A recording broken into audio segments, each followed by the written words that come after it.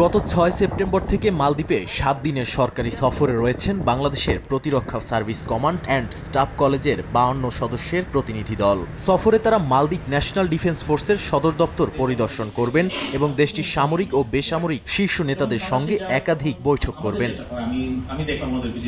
সফররত প্রতিনিধি দলের ৩ বাহিনীর ঊর্ধ্বতন কর্মকর্তারা স্থানীয় সময় সোমবার মালদ্বীপে নবনিযুক্ত high commissioner doctor Mohammad Nazmul ইসলামের সঙ্গে সৌজন্য সাক্ষাৎ করেন। বৈঠকে দুই দেশের দ্বিপাক্ষিক ও সামরিক সম্পর্ক আরও গভীর করার বিষয়ে আলোচনা হয়।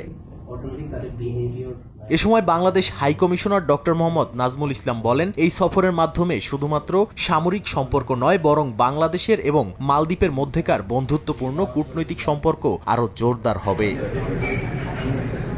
একই দিনে দুই দেশের উচ্চ পর্যায়ের সামরিক কর্মকর্তাদের জন্য স্থানীয় একটি অভিজাত রেস্টুরেন্টে মধ্যাহ্নভোজের আয়োজন করা হয়। এ সময় প্রতিরক্ষা সহযোগিতা বৃদ্ধি এবং উভয় দেশের প্রতিরক্ষা বাহিনীর মধ্যে বিভিন্ন পর্যায়ে যোগাযোগ বাড়ানোর বিষয়েও আলোচনা হয়।